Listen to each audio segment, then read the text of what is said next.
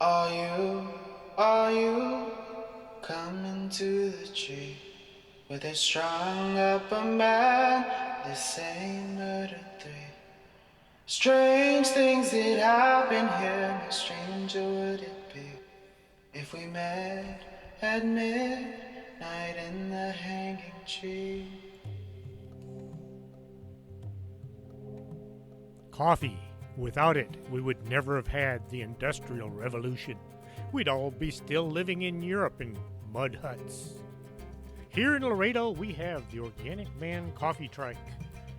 4501 McPherson, the best coffee on the planet. If you can't get to Laredo, you can order from the Organic Man Coffee Trike.shop.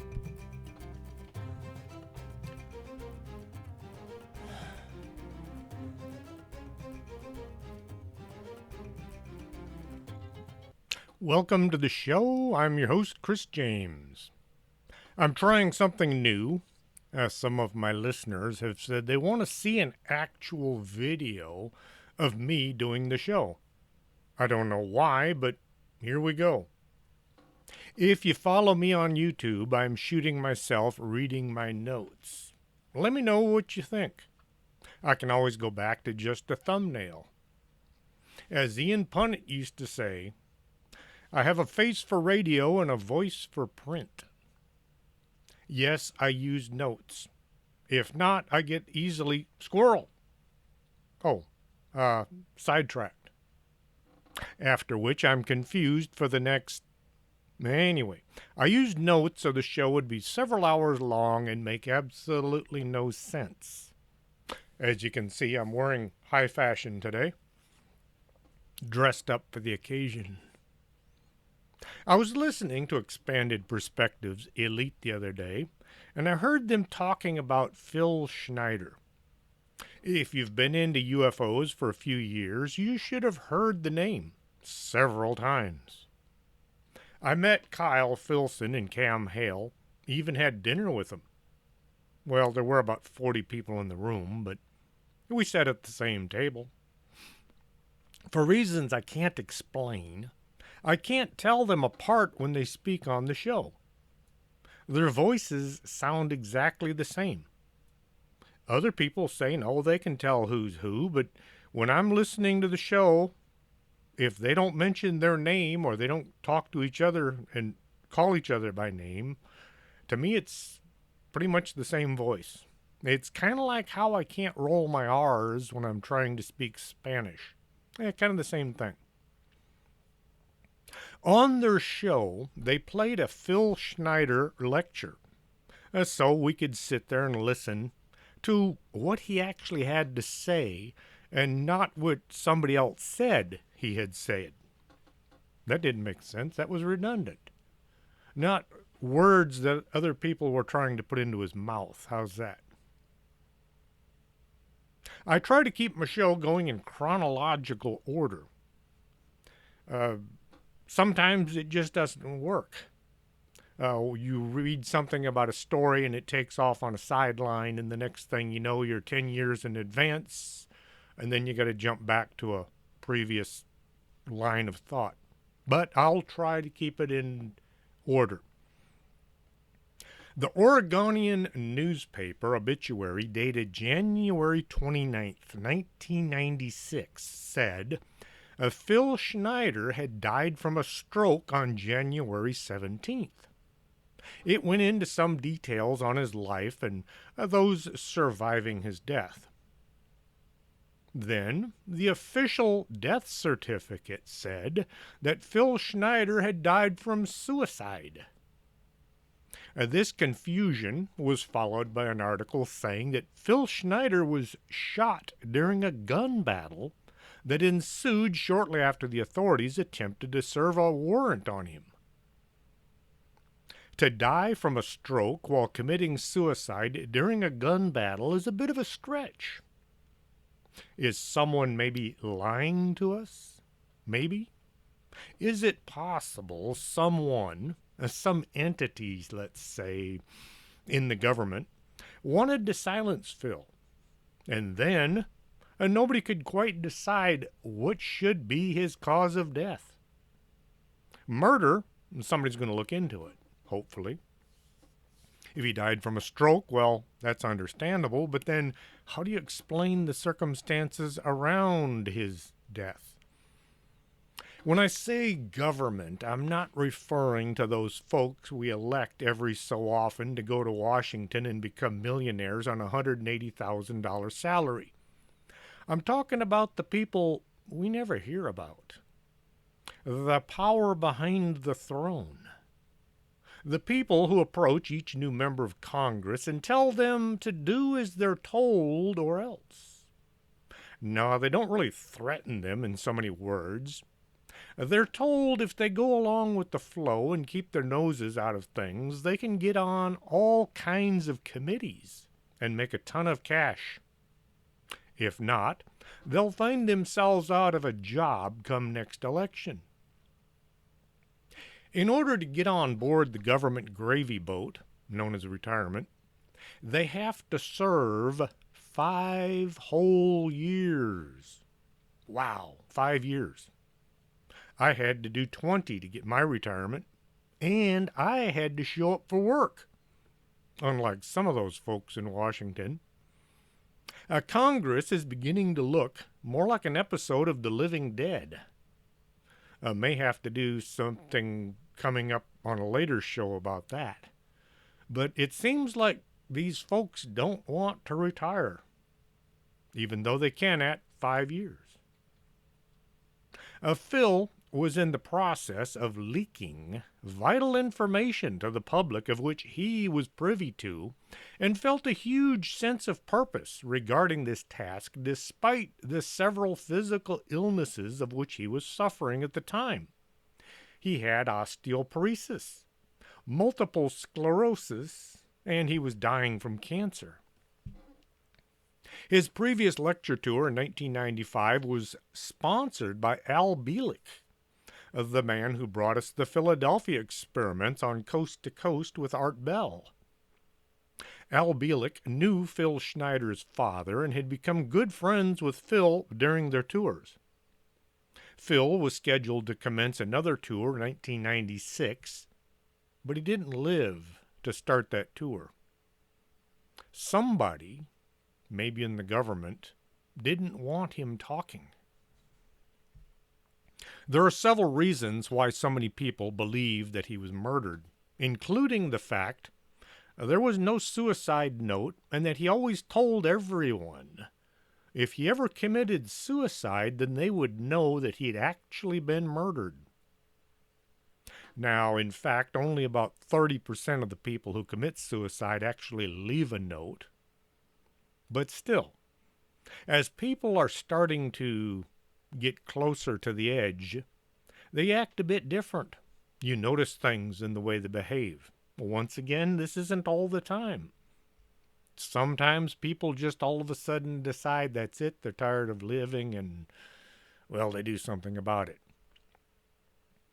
Phil had already had 13 attempts made on his life, which he had openly discussed in public previous to his mysterious death.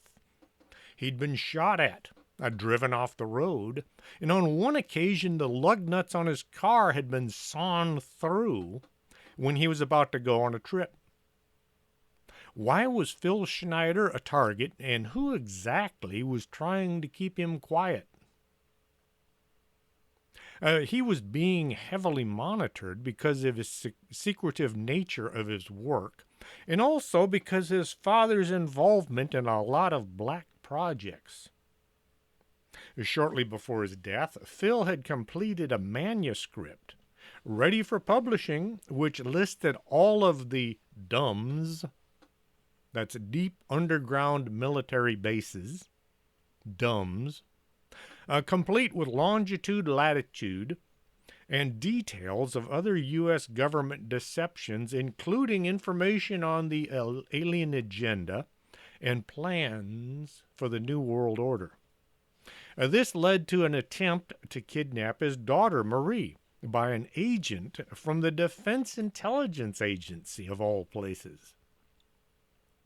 In 1947, Phil was born in a U.S. Naval hospital in Bethesda, Maryland. His father, Oscar Schneider, was a captain in the United States Navy who worked in nuclear medicine and helped design the Nautilus, the first U.S. nuclear submarine. During one of his 1995 lectures, Phil stated that his father was actually a captured Nazi U-boat commander who became repatriated into the United States Navy intelligence, which ultimately led to his involvement with the Philadelphia experiment in 1943.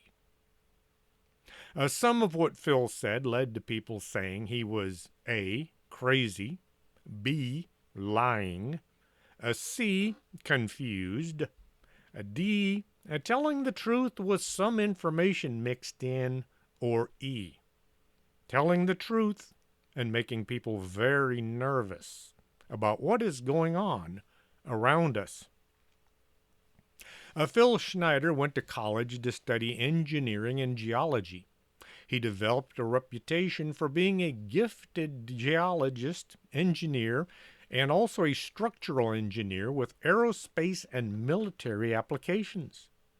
He was also an expert on explosives, particularly on the effect of explosives on geological structures. It's easy to blow things up. It's extremely difficult to blow up only the thing you want destroyed while leaving the surrounding area intact. Phil landed a job with Morrison Knudsen Corporation building underground bases for the U.S. Army and the U.S. Navy. According to his ex-wife, Cynthia Dreyer, Phil worked using two Social Security numbers. Dreyer commented, "I was able to prove that he had two Social Security numbers through the Social Security office when I applied for his daughter's death benefits." I told you about that friend of my dad's who, when he got out of the Army, he had 4 Social Security numbers, so it's not that weird. In 1979, Phil was involved in building an addition to the deep underground military base in Dulce, New Mexico. The project at that time had drilled 4 holes into the desert that were to be linked together with tunnels. Phil's job was to go down the holes, check the rock samples, and recommend the explosives to deal with the particular kind of rock. The first boring machine was built by Henry Joseph Mouse, and it was called the Mountain Slicer, built in 1845. It was used to dig the tunnel, Frias Rail Tunnel, between France and Italy through the Alps. The machine consisted of more than 100 percussion drills mounted in the front of a locomotive-sized machine, mechanically power-driven from the entrance of the tunnel. I used to have an issue of UFO magazine from back when it was all in color and it had glossy paper. In it was a photograph of a bunch of Air Force officers standing in front of a boring machine, sitting in the middle of the desert. This photo was from the 60s. Boring machines can only go in the direction that they're pointed. They're not maneuverable. They're like a train. It can only go forward or backwards. Side tunnels have to be built using other means like explosives and manpower. Phil was issued a second Social Security number to go along with his super secret security clearance. Thinking of himself as a patriot, Phil went along with the rules and regulations. After all, this was for the betterment of the United States. We needed secret bases to be able to beat the commies. During the initial construction, Phil had noticed there were a lot of Special Forces soldiers who would hang around any place that the construction workers were. These guys were all armed, and Phil was issued a handgun. The story was security was tight, and the folks in charge didn't want any outsiders sneaking in and seeing what was being built. In the process of putting in these side tunnels, the workers opened a large artificial cavern, something that shouldn't have been there. Phil said the smell emanating from the opening was a cross between a dead animal and raw sewage. The artificial cavern looked like something the base might be able to use. Get rid of that smell and fix the place up, maybe a little paint, and, well, you've got another place to do secret experiments. The workers and the soldiers went into this artificial space to check it out and see what might be there. They had no idea that this was actually a secret base for the aliens that we call the Greys. Phil turned a corner and came face to face with an alien. It lunged at him. Sometimes you live because you move faster and shoot straighter than the other guy. Phil drew his weapon and fired. The creature went down, only to be replaced by several others. In the panic that occurred, 67 workers and military personnel were killed. Phil Schneider was one of only 3 people who survived.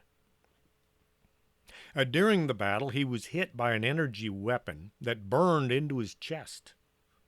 A Special Forces soldier grabbed him and drug him to safety. This soldier wound up being killed during the following firefight. Phil had scars on his chest caused by being struck by this alien weapon that would later result in his cancer due to the radiation. He'd also lost a couple fingers. What happened after this encounter is unclear. Phil was rushed away to a hospital, and the underground battle was covered up. President Eisenhower had signed a treaty with the aliens at the Holloman Air Force Base in 1954 called the Greada Treaty. The Eisenhower administration had bypassed the U.S. Constitution. In exchange for advanced technology, the aliens would be allowed to conduct experiments on livestock as well as humans. This treaty was kept secret from everybody not in the need to know. Having a treaty in place, why would soldiers get into a shooting match with the Greys? The folks at the top of the food chain don't tell those lower down what was going on, especially if it's illegal, immoral, or downright nasty. Try to imagine what kind of a person would say, "Go ahead and kidnap some citizens, even children. Do what you want. Just give us some fancy toys to make us more powerful than those people over there." When I refer to the elites, I'm not talking about people with a lot of money. I'm talking about a group of people who look at the rest of us as if we're subhuman, kind of like the Untermensch from Nazi Germany. Untermensch is a Nazi term for non-Aryans, the inferior people, often referred to as the masses from the East, Jews, Gypsies, and Slavs. The term also applied to mixed races, black people, the Polish, those with physical or mental disabilities, homosexuals, and political dissidents. They were all to be rounded up, taken to the extermination camps, and dealt with. This was for the good of the rest of the world. It would make the rest of the planet much better not having those people around. To the elites, we are only useful if we pay our taxes and we maintain their property. This kind of behavior has been going on for thousands of years, and I doubt it will stop simply because someone puts a bumper sticker on their car or they repost someone's feel good ideas. As soon as the higher ups got word that the soldiers and the workers at the Dulce base had encountered the Greys, a cover up was initiated. Some will say it's impossible to keep secrets, especially huge ones. They are told this over and over by the folks that are keeping the secrets. They tell us we can't do something while they're doing it. Phil managed to recover. He had some bizarre memories. Well, the brass came in and they told him that if he kept his mouth shut, good things would be handed his way. They didn't necessarily threaten him, they just kind of implied that it'd be good for his health to not mention what had happened. If he told anybody about the secret base or the aliens under it, things would get interesting and dangerous. Phil was still considering himself a patriot, and he agreed to not spread the word about what he'd seen or what had happened to the workers and the soldiers. After surviving Dulce and recovering from his wounds, Schneider was assigned to Area 51. The ground under Groom Lake is honeycombed with miles of secret facilities used for unknown reasons that is all being paid for with our tax dollars. Someone was needed to build those facilities, and Schneider had shown he could keep his mouth shut. While working there, he encountered scientists that were reverse engineering E.T. craft. There were also boys in white lab coats working on things like the Montauk experiment and the Philadelphia experiment. Things similar, if not the exact same. He described the base as basically being a large underground city, which were connected to others by high-speed magneto-levitation trains that were said to reach a speed of Mach 2. That's twice the speed of sound. I know secrecy is tight. I've actually met a few soldiers that were stationed at Area 51, and they would say absolutely nothing about what they saw or what was going on out there. No one is allowed to stand around talking about what they're doing. Still, people like to visit, and on occasion, a word or two on secret things is going to be dropped. Adding all those words together, and you get a good idea of all the things going on around you that you're not supposed to know. Phil Schneider's family background was full of strange things. His father, Oscar, was actually named Otto Schneider, and he'd started out as a Nazi U-boat commander. Otto must have known something of value for the Navy intelligence folks that captured him. Once on this side of things, Otto became Oscar, and he was placed in the United States Navy, working on secret projects. Growing up with a former Nazi as a father, Phil may have developed some principles that could sound wrong to the rest of us. That's life. We all grow up with ideas that to some sound wrong or crazy. Some people believe that the government knows best and they would never do anything wrong. Hopefully, one day we wake up and discover that our loyalties are being wasted on people and entities that consider us only valuable for what we can do for them. Like those people you see outside polling places waving huge signs that say, "Vote for my guy. He won't lie to us again." You see them all day, every day during elections.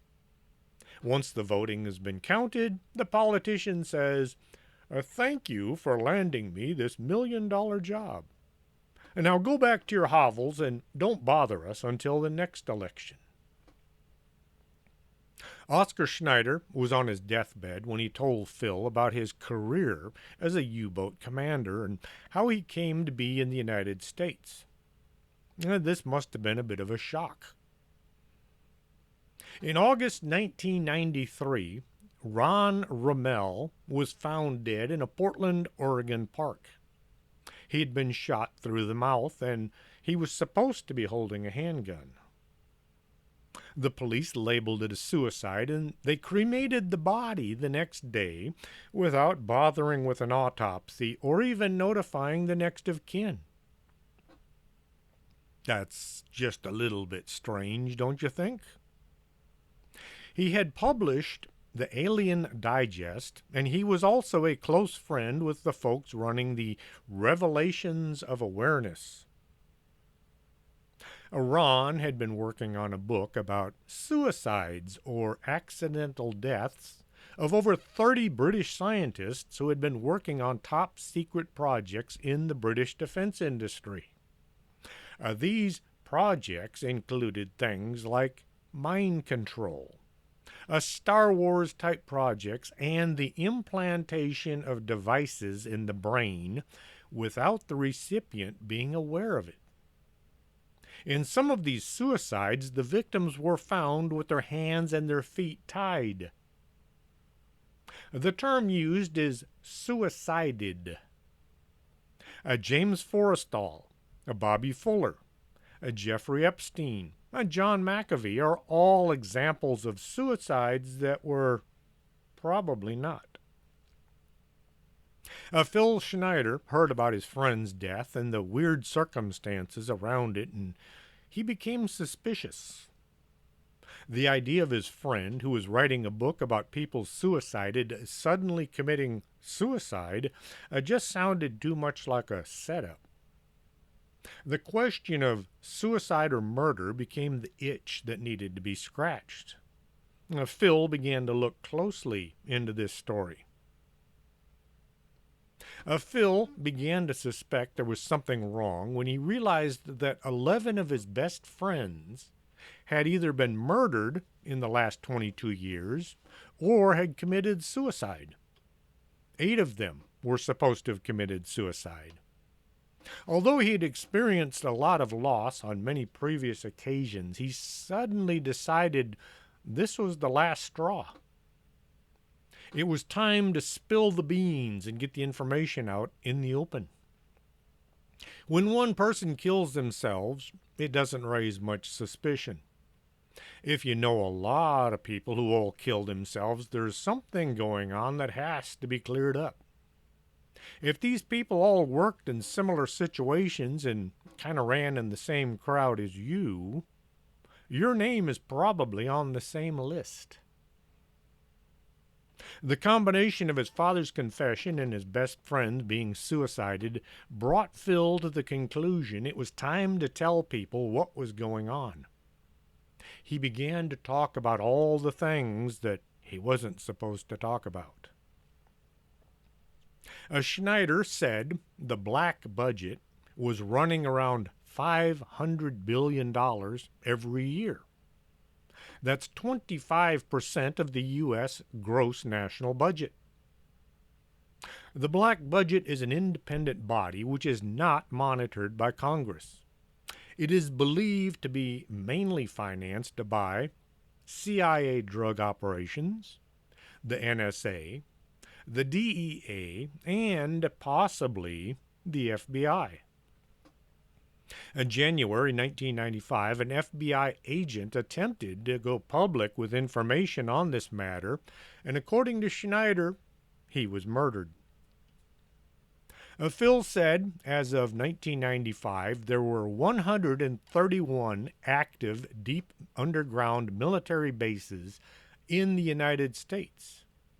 There were 1,477 built worldwide. These figures will have risen since his lectures were recorded. Each base had an average cost of between $17 and $19 billion, and they're built using extremely sophisticated methods at the rate of around 2 bases a year. Schneider had been involved in working on government black projects for 17 years as a geologist and structural engineer. The machines used to excavate such vast areas of Earth are known as TBMs, or tunnel boring machines. Rather than simply drilling through the ground to create a large tunnel, the machines they were using were far more advanced and didn't really bore a hole, as they vitrified, melted, and deflagrate the rock. If you bore a hole underground, you have to remove all of the debris. A conveyor belt is used to haul the crushed rock to the opening where the machine first entered the ground. Trucks have to haul the mass of earth away and dump it somewhere. You end up with a pile of dirt equal to how big and long your tunnel is. It's hard to hide this dirt. Just ask the guys at Stalag Luft 3. Did I just lose a few of you? During World War II, the Germans had a bunch of POWs that kept escaping. They were notorious for being able to break out of prison. A special prison was built and the escapees were all sent there. They escaped anyway using tunnels named Tom, Dick, and Harry. A movie was made called The Great Escape, starring just about every famous actor at the time, and it was well worth watching. It didn't follow the details exactly correct, but it was still a good movie. Had all the big actors. The TBM being used to make the underground alien bases doesn't produce debris. The ground-up rock is melted and used to form the sides of the tunnel or the rooms. The TBMs were either loaned to the government boys or part of the technology traded for human life. The alien machine could tunnel 7 miles a day, 24 hours a day. According to Schneider, they have been building unceasingly, night and day, since the 40s, and have managed to maintain their secrecy for so long by continually forwarding the construction progress behind closed doors. The black projects sidestep the authority of Congress, which is kind of illegal. The New World Order is dependent on these bases, Phil said. If I had known at the time I was working on them that the New World Order was involved, I would not have done it. I was lied to extensively. A military secret technology is believed to increase in progress at an unheard of rate each year. This is why back in 1943 they were able to create, through the use of vacuum tube technology, a ship that could literally disappear from one place and reappear in another. Right now, military technology is supposed to be about 1,200 years more advanced than publicly stated technology. The underground Dulce facility in New Mexico is one of 2 bases in the United States that was built for the joint use of aliens and government, where an exchange of technology could take place. The Dulce base is supposed to have been built on top of an already existing ancient cavern and tunnel complex comparable in size to Carlsbad Cavern, and it has been used by reptilians for centuries. The Rand Corporation, which employed Schneider, repeatedly enlarged the caverns for their own purposes. A man named Thomas Castillo said the Dulce complex was initially started by Army engineers in 1937. It was connected through tunnels to Page, Arizona base, and the place was completed in 1965. Researchers have used some new technology to examine the ground around Archuleta Mesa. The preliminary and computer analysis of these findings indicate that there were deep cavities under the mesa, some extending down to over 4,000 feet. According to Phil, there were 14 underground bases located in the vicinity of Area 51 alone. The extent of advanced projects that make all seemingly new technology in our society obsolete is staggering. Aircraft like the SR-71, the F-117 stealth fighter, and other seemingly advanced platforms were actually old and dated when compared to the new generation of aircraft that could travel at Mach 6, 6 times the speed of sound, and high-performance and stealth interceptors, reconnaissance aircraft, and something called invisible bombers. Phil explained that lasers were old school compared to the new particle beam weapons. Spy satellites using advanced infrared technology from 150,000 miles in space could achieve resolution and spot a dime laying on the ground. Phil openly admitted he was breaking federal law under his Level 1 security clearance by talking about any of this. He said he was willing to give his life for his country so the general public would know that our government was conducting itself in an arrogant, feudal ruler, considering its citizens as serfs, whom it regarded as with indifference. Phil Schneider was making enemies as fast as he could draw a crowd.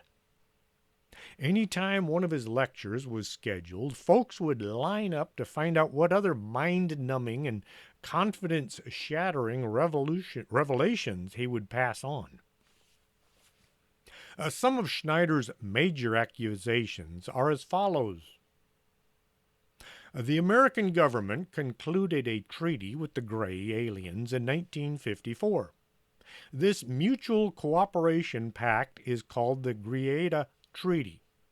In exchange for advanced technology to be used only by select few elites, the United States citizens would be kidnapped and experimented on. We know people go missing all the time. We don't know how many of these folks that are missing are actually dead due to mistreatment by the aliens, with the blessings of our government. The space shuttle has been producing special alloys while in space. A vacuum is needed for the creation of these special metals, thereby justifying the mandate for a large, permanently manned space station. What are they doing up there in space? They show us images of people bouncing jello around and floating from place to place, but the never a straight answer boys are not going to tell us what all might be happening when the cameras are turned off.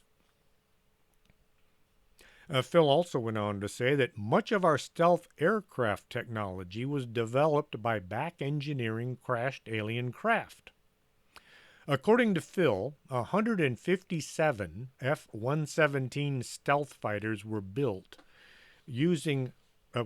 including light detection and ranging as well as computer-enhanced imaging radar that has a resolution of 1 inch to 30,000 miles. Phil also stated that the remaining 98 stealth fighters were turned over to the United Nations. After retirement in April 22, 2008, a few of the aircraft were donated to museums. One was scrapped, and the remaining airframes were put into permanent flyable storage at Tanama Test Range in Nevada. In addition, Schneider said the F-117 was the first aircraft to utilize a special helmet worn by the pilot which incorporated a psychoenergetic range-finding technology. This technology, Schneider stated, was copied from the Russians. Essentially, the pilot thought, in his own language, and his weapons were armed and fired simply because he thought about it. In a few of his lectures, Phil claimed that the coatings on the F-117 would glow red hot after each mission. Phil stated there's a secret periodic table of elements, and that the skin of the F-117 were made from element 123, which is known as unbidium. Another claim made by Phil is that the material known as myronite was used in the construction of the stealth aircraft. Both the F-117 and the B-2 stealth bomber incorporated alien metals beyond element 109. He said there are 29 prototypes of stealth aircraft under development by the U.S. There have been 2 space shuttle prototypes built which can exceed 40,000 miles per hour. Keep in mind the billions spent on the military black budget. These 2 ideas are quite feasible. Lockheed Martin and McDonnell Douglas had multiple classified follow-on shuttle concepts, which may have been funded in the early years of the Reagan administration. Schneider also claimed that secret space shuttle missions are flown once a week for the purpose of machining alien hybrid metal into ingots and bar form. Once back on Earth, the material is heated up and rolled into very thin sheets which are used on the skins of various stealth aircraft. Phil went on to say that AIDS was a population control virus invented by the National Ordnance Laboratory in Chicago, Illinois. He's not the only researcher to come up with this claim. There have been quite a few folks. He was just one of the more vocal. Unbeknownst to just about everyone, the U.S. government has an earthquake device. The 1989 San Francisco quake and the 1995 Kobe earthquake neither had a pulse wave. In 1896, Tesla was working on oscillations to be used for energy transfer. The idea was to create a steam-powered oscillator able to create various frequencies. If the frequency matched the resonant frequency, a receiving device could transform the mechanical oscillations back into electric current. When he switched it on, the machine began to shake first the entire building and then the entire neighborhood. Now, people thought there was an earthquake going on. Tesla quickly switched the machine off and he stuck it away in some dark corner of his lab. After his death, the FBI seized all of Tesla's notes and his experiments. Phil said, that the World Trade Center bombing, that was the first one, and the blast in Oklahoma City were achieved using small nuclear devices. The melting and pitting of the concrete and the extrusion of metal supporting rods indicated this. Schneider's forte was explosives. He knew how to blow things up, and he knew what things looked like once they'd been blown up. Phil Schneider lamented the democracy that he loved no longer existed. It had become a technocracy ruled by a shadow government intent on imposing their own view of things on all of us, whether we liked it or not. Schneider revealed in his lectures that around 100,000 children and close to 1 million adults go missing and are unaccounted for each year, just in the United States alone. He said this in the 90s. He alluded that many of the underground bases are used to facilitate a black market trade. The children and the kidnappees are exposed to a variety of appalling abuses, according to Phil. Sex slavery, for one. There was a black market demand for the blood of children who are practically raised like livestock, tortured, terrorized to increase the adrenaline flowing through their bodies, and then they're harvested for body parts. The resulting effect of the victim's severe trauma produces an adrenaline gland with high concentrations of adrenal secretions. It is considered a delicacy, a psychodemic hallucinogenic with LSD-like effects. It also has anti-aging effects. The demand for it is appallingly high amongst the elites. Schneider also posed that the industry has existed for several centuries and is large and more comprehensive than ever, and it continues to grow. Adrenochrome is a drug produced by torturing children and draining their blood. At one time, you could search for and find all kinds of articles on this product. Today, just about every fact checker says that the drug is just hooey. Most of these fact checkers are paid by elites. Information has come out about Planned Parenthood and their engagement in the human organ trade via the remains of the children they abort. There are also blacklisted studies that reveal human meat and parts may be circulating into the most popular restaurants and fast food chains that some of y'all dine at.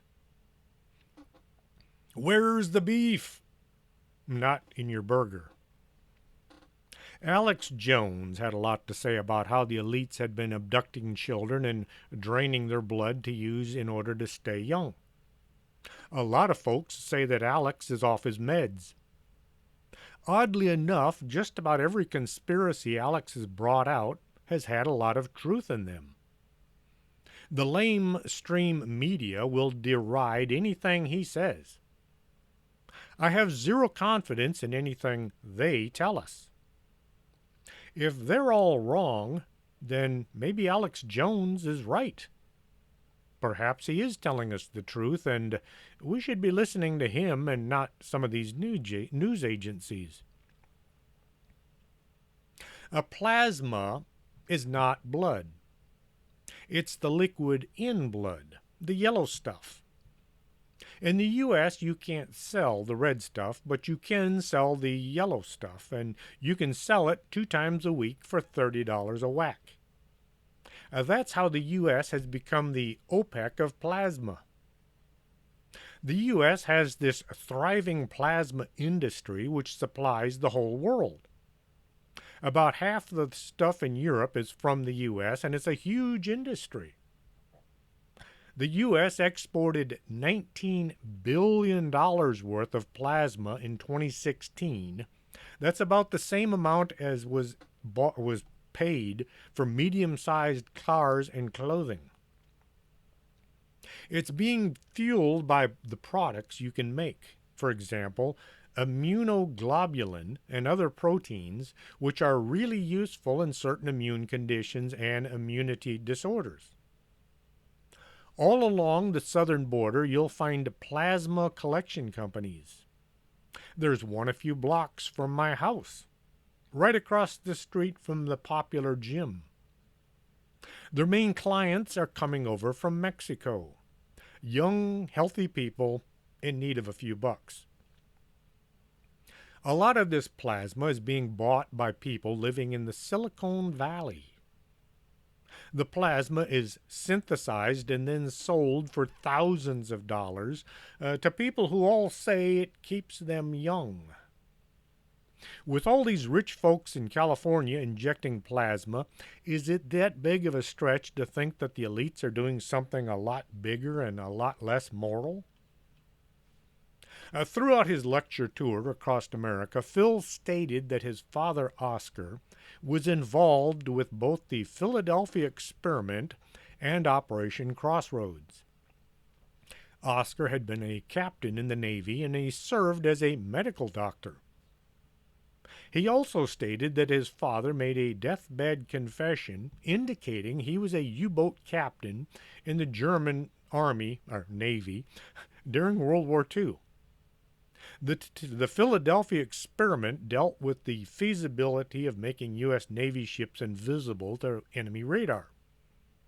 Documents saved by Phil's ex-wife indicate that Oscar Schneider had what was known as a cosmic security clearance, and that he participated in the autopsies of the crew members on board the USS Eldridge. During his marriage to Cynthia Dreyer, Phil claimed that the military-industrial complex had succeeded in miniaturizing some of the technology associated with the Philadelphia experiment, which could make a soldier disappear. This led to a portable device that could be worn on a person's belt. Operation Crossroads was a series of nuclear weapons tests conducted at the Bikini Atoll during the summer of 1946. Phil said the Bikini Atoll tests were a cover for a much more sinister, top-secret program. According to Schneider, Bikini Atoll was bombed due to the extensive and massive underwater alien base. Apparently, up to 500,000 saucers were destroyed in this test. Photos of UFOs departing the area at a tremendous speed at the precise time of the detonation mysteriously vanished after his death. According to Phil Schneider, the alien agenda was known by the U.S. government back in 1933. The purpose was to complete takeover of the world by aliens by 2029. We got 7 years to go. Original notes from Schneider indicated that between January 1947 and December 1952, 16 UFO crash retrievals took place. 4 were in Nevada, 10 were in New Mexico, and 2 in Arizona.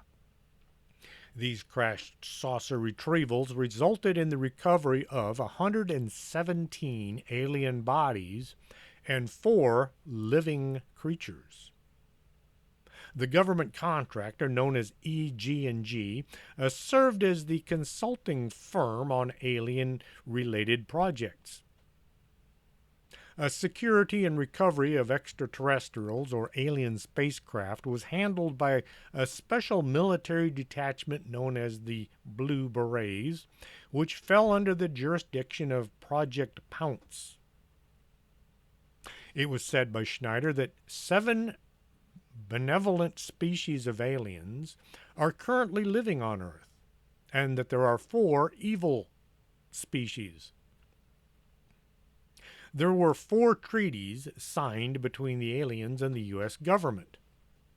The Greada Treaty was the one between Eisenhower administration and the Gray Aliens, who are supposed to have come from Zeta Reticuli. In essence, the Greada Treaty was an agreement between the U.S. government and known malevolent aliens. The agreement allowed the abduction, study, and genetic sampling of humans in exchange for alien technology. It was later discovered the Greys were abducting far more human subjects than the original treaty said they could, and the entire alien situation had gone off the rails, which you might call mission creep, and was beyond the capabilities of the U.S. government to contain. This constituted the terrible truth and provided further justification for the 64-year-long cover-up. October 8, 1955, General Douglas MacArthur made the following cryptic remarks before a group of graduating cadets at West Point. General MacArthur said, "You now face a new world, a world of change.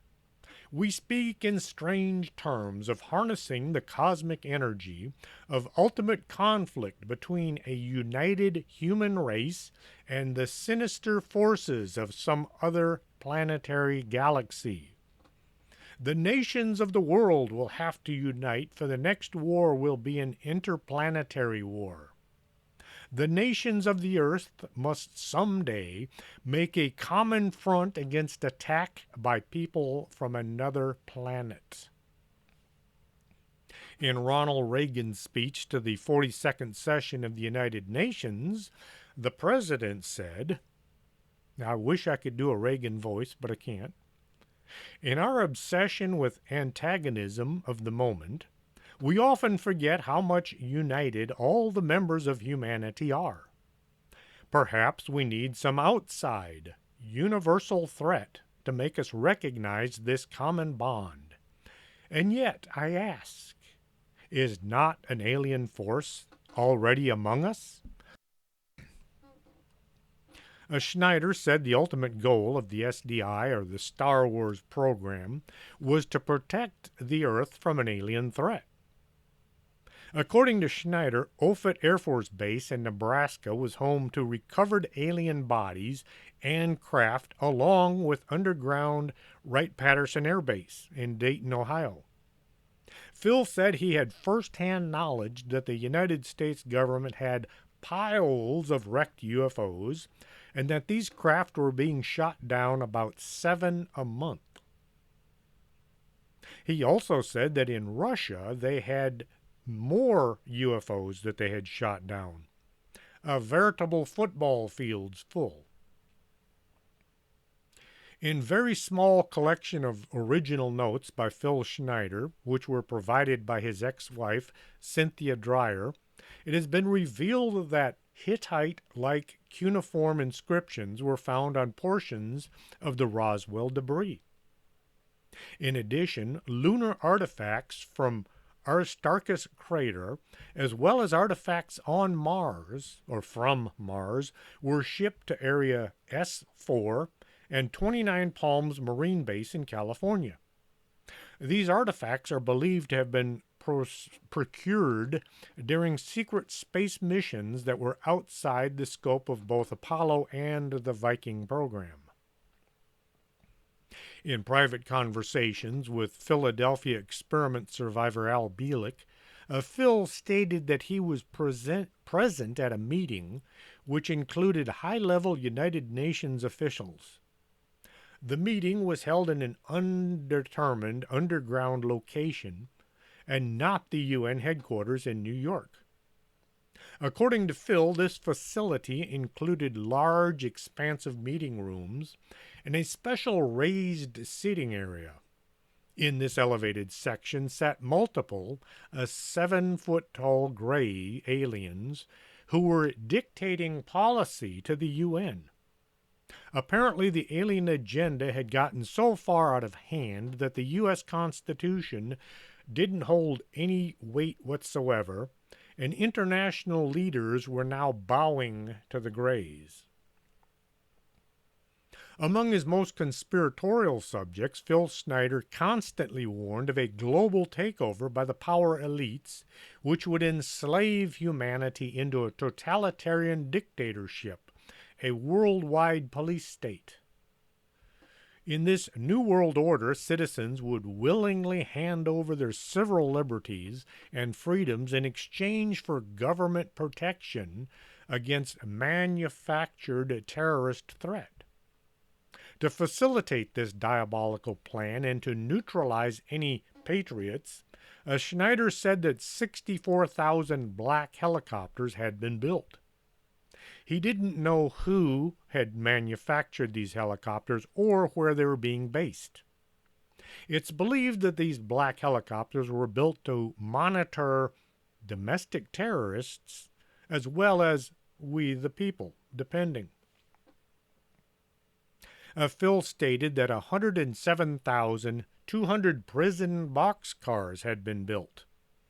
These boxcars were said to incorporate 143 pairs of shackles, and enough for 15 million U.S. dissidents who refused to go along with things. These citizens would be shipped to one of 600 pre-existing FEMA detention camps, which were funded under the Reagan-authorized Rex 84 project, a garden plot, and Operation Cable Splicer. Y'all remember hearing about the FEMA camps? All that kind of disappeared once the Black Plague of 2020 hit. What about the old people, the people that used to talk about the 5G towers that were being used for mind control? You don't hear from them anymore either. Strange. Over the years after his statements, I saw dozens of images of what may have been or was supposed to be these prison transport cars.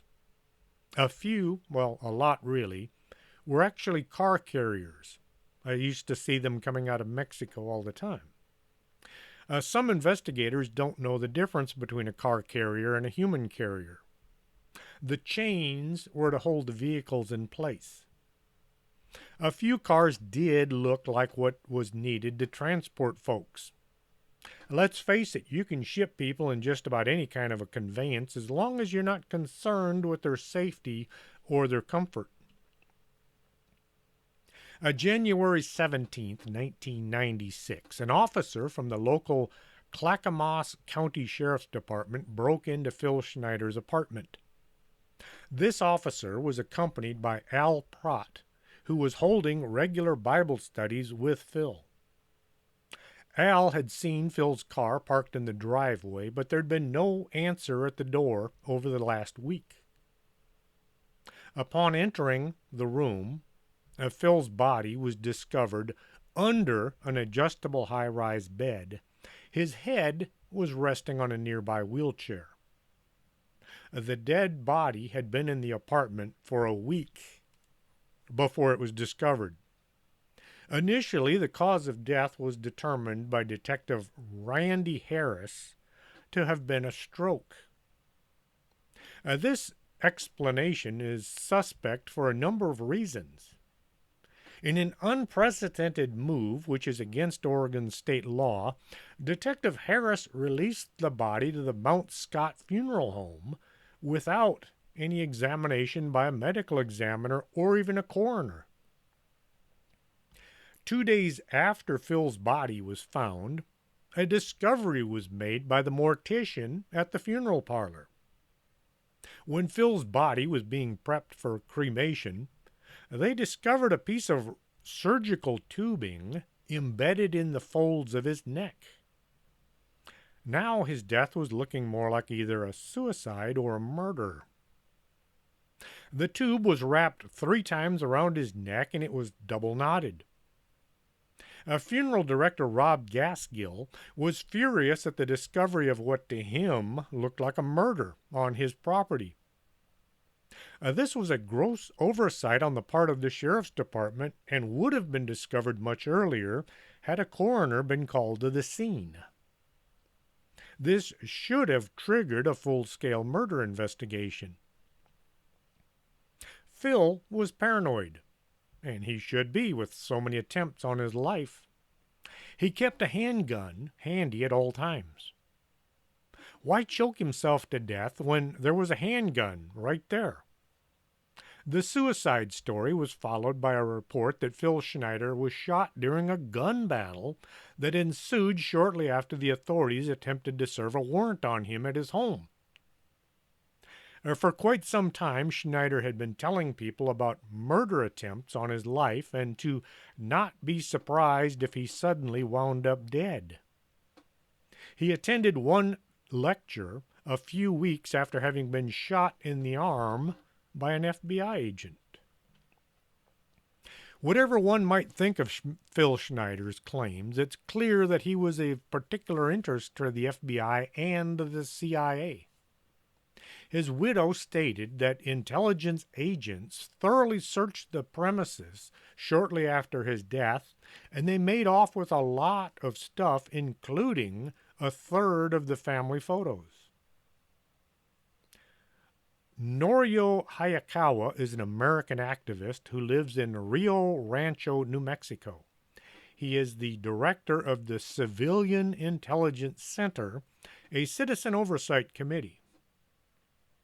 After Phil was dead and gone, Hayakawa came out saying that Phil Schneider was a psychiatric patient and that all of his props used during lectures were fake, including all of those props that were seized by the FBI once he was dead. Hayakawa also claimed all of Phil's injuries were self-inflicted. All of these negative reports came from unnamed source. Somebody told him that this was the truth, and therefore he believed it. Someone said Schneider was a fake, and that's proof that he was lying. To add credence to these claims, Hayakawa has a FOIA report from the FBI stating that this is all true. You know, the government would never lie to us. We are expected to believe Hayakawa and not Schneider because, well, everything Schneider said was scary. Eventually, Cynthia Dyer ordered an autopsy which was performed by medical examiner Karen Gunson. According to Cynthia, the autopsy report contained so many discrepancies that it almost didn't appear to be Phil's body. The report was inconsistent with what Cynthia knew regarding Phil's physical shape. Gunson made no mention of the metal plate that he had in his head, or that his right lung had been removed. Dr. Gunson declared the cause of death to be strangulation by ligature asphyxiation. In other words, Phil Schneider's death was labeled a suicide once more. Although divorced at the time of his death, Phil's ex-wife knew him well enough to determine that he would never commit suicide. He had strong religious convictions which forbade killing himself. Cynthia is convinced that Phil was committed to living a long life and that he wanted to be there when his daughter Mary grew up. In addition, Phil had future plans with a friend named Mark Ruffner to collaborate on a tell-all book project which would reveal the truth about UFOs, aliens, the black budget, and the New World Order. This explosive bombshell book was also to include a list of DUMBs. I like that term. We have DUMBs, deep underground military bases, with their associated longitude and latitude coordinates. Unfortunately, Phil Schneider was murdered before this book could be published. Cynthia recalls that during one particular Thanksgiving meal, a sinister remark was made by George Schneider, who was Phil's brother. The subject of Groom Lake had come up, and Phil was discussing how George was a test pilot who flew top-secret aircraft out of Area 51. George became noticeably anxious and told Phil to stop talking about such things or he might end up dead. Schneider toured the United States giving over 30 lectures concerning information of the conspiratorial nature regarding many issues of governmental deception and involvement in highly classified clandestine activities.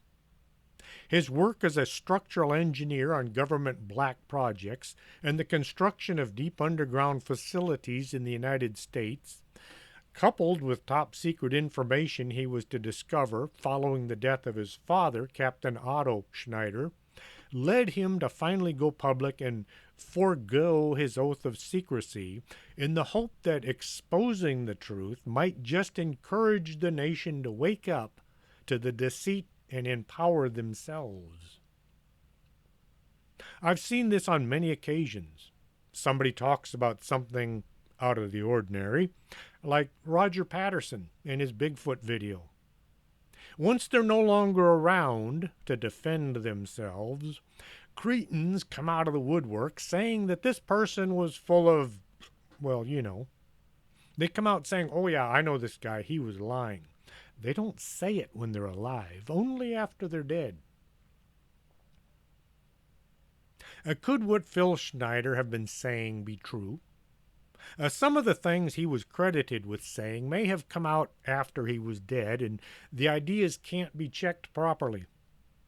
I'm not going to listen to the fact checkers. Somebody needs to check them right off the planet. 600,000 people go missing each year just in the United States.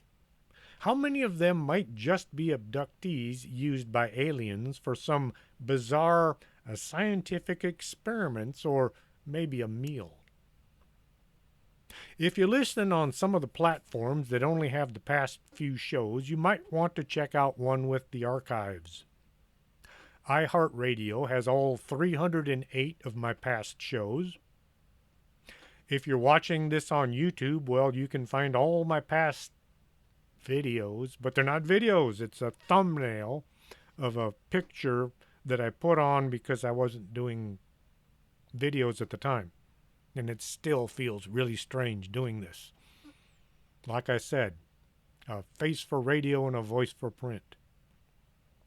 If you'd like to help me out with a few bucks, buy one of my books. If you don't want to read it, they make good presents. They're easy to wrap, and if you drop them, they don't break. They don't require batteries, and if you read it, you can rewrap it and give it to somebody else. My books can all be found at Amazon.com. I hope this video comes out okay. I hope the volume is good. I know the image is not something I would want to look at, but until next Saturday, this is Chris James for Strange Things. Are you coming to the tree where they strung up a man? They say murder 3. Strange things that happen here. How stranger would it be if we met at midnight in the hanging tree?